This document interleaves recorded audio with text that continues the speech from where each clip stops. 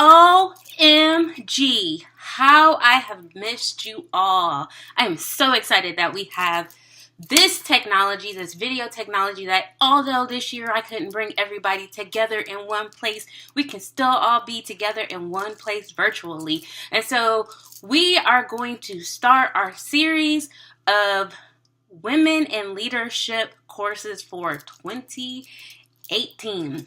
I know that wasn't 18.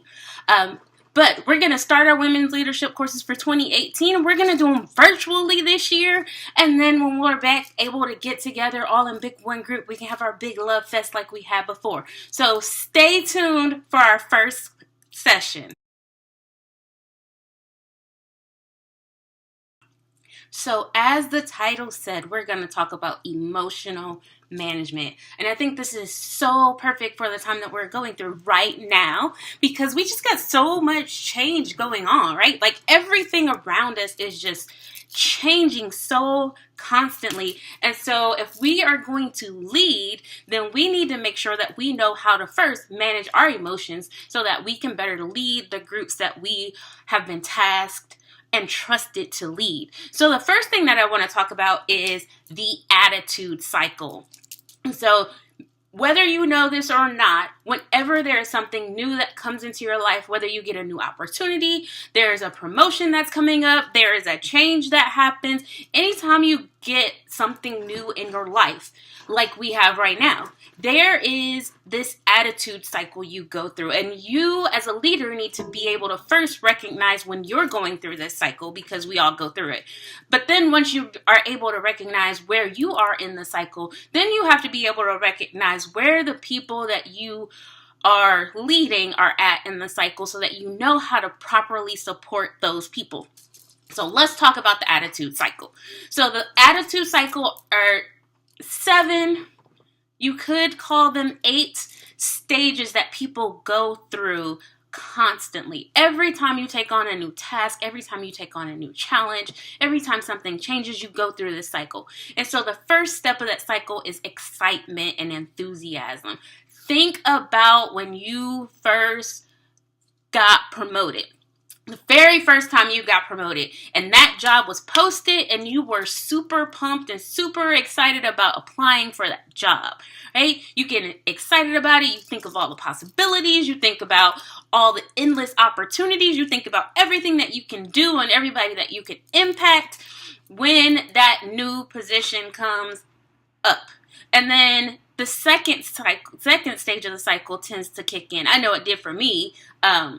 Going to be an area HR manager. The first time area HR manager posted, I was super pumped and super excited about it. I was doing all these great things as an HR manager in the store. My store manager loved me, and I didn't have any open door calls that went out of the store. And I was like, yes, I am ready to do this area HR manager thing. And so I applied for it, and I actually got interviewed for it. And then I got into the interview, and I thought I was doing well. And then she started asking me questions about labor laws, which although I had just studied labor law, something about that interview just made me draw a blank, and I just got completely frustrated. Like, it don't take all this. I've already shown what I can do in the store. I've already supported my area HR manager when she was on vacation, so I know that I can handle more than one store at a time. All of my peers are calling me for help and to answer their questions, and this is just stupid. Why do I have to answer these questions anyway? You see that I know it because I do it, right? And so we all kind of feel that frustration. We get excited about the new opportunity, and then we kind of get into it, or we hit some stumbling blocks. We get that frustration. Sometimes we tend to think that new opportunities or changes should be easy. And when we find out that they're not easy, that frustration starts to set in. And then the third stage is shock. So we get into frustration. We start to figure out that it's not as easy as we thought it would be, and that can lead us into shock. And that shock is, oh my God, I thought I was going to be this. I thought I was going to be the area. I thought I was the next area HR manager. And she offered it to somebody else. I cannot believe that she offered it to somebody else. I know that I could do that job. Why did she offer it to me? That's shock, right? And then number 4, the fourth stage of the attitude cycle is denial. So denial. That's when we start saying, I didn't really want that job anyway. I don't know why everybody's so excited about that job. I didn't really want to do that new thing anyway. It's not gonna last. It's the flavor of the month. It's gonna go away. We get into denial. And then the 5th stage is fear. So once we get past denial and we start to say, okay, so this thing's really not gonna go away, right? Like, it's here to stay. So now we start to internalize and go, okay, so maybe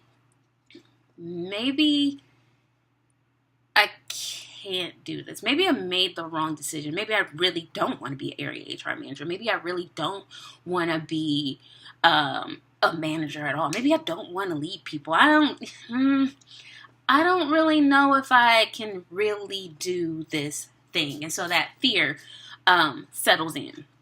And then 6 is kind of in 2 parts. So you could go through both of these and make your cycle 8, or you could go through. Gotta love that cell phone. It's gotta be right here. Gotta love it. All right, let's see. I have 3 more points and then we will be done. And hopefully we don't get interrupted again. But number 7, work, don't worry. When you are upset, typically it is because you are idle.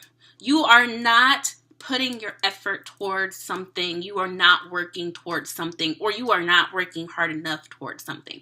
So when you feel your emotions flaring up, get to work.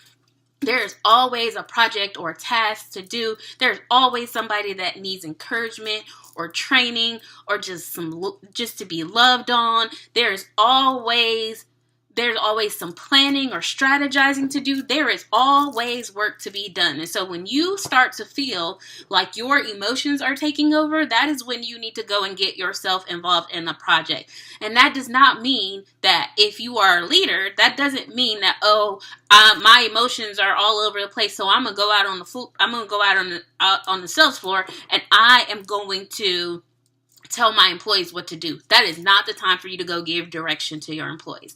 That is the time for you to take an employee that maybe needs somebody to just listen to them, or somebody to teach them something new. That's a time to go and pour out to people and love on your employees, but not to necessarily give direction.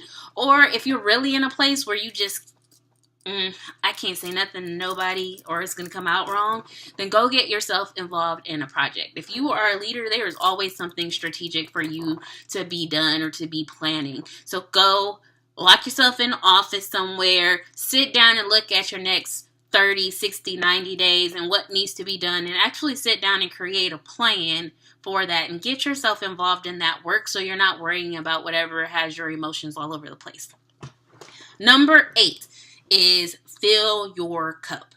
So you have to, in order to be able to manage your emotions, you have to do something to fill your cup.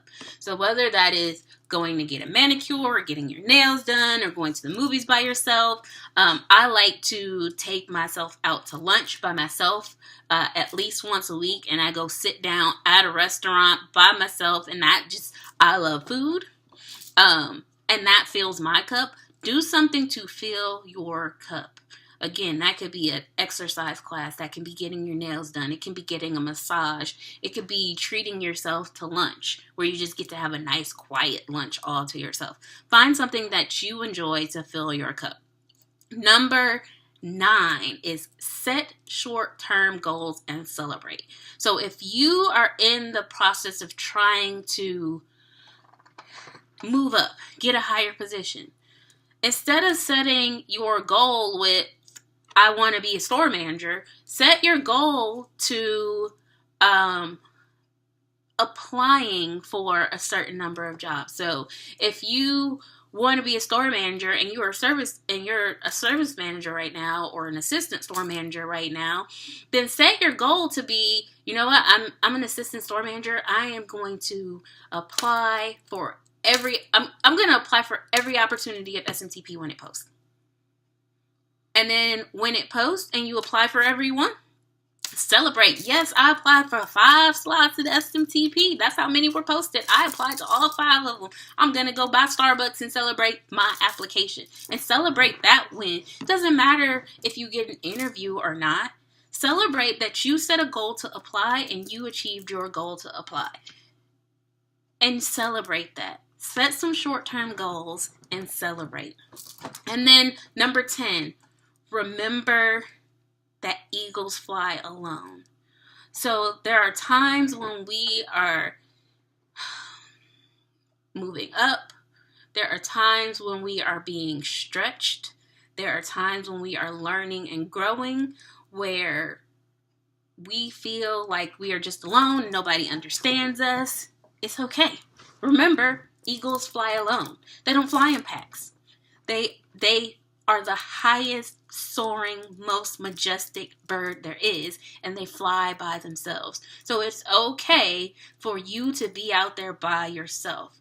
And if there's somebody that's telling you it's not okay for you to step out, it's not okay for you to change, it's not okay for you to do something different, it's not okay for you to be a trailblazer, then you need to cut those people or minimize those people's access to you and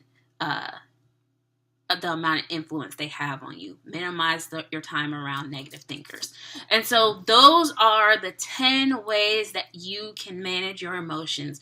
We talked about the emotional cycle. We talked about the 10 ways. And so I am going to challenge each and every one of you that for the rest of this month, that you really think about the 10 ways and that you choose one of the 10 ways to control your emotions, and you practice that thing every single day. And I'm really going to encourage you that once you come up with your 10 ways, to shoot me an email or send me a message on Instagram, which is at DMoodyPHR. I think that's my Instagram, at DMoodyPHR. Send me a direct message on Instagram and let me know what your thing is, and keep me updated on how you're doing with that one thing that you chose to do to manage your emotions this month. I will see you all next week. Bye.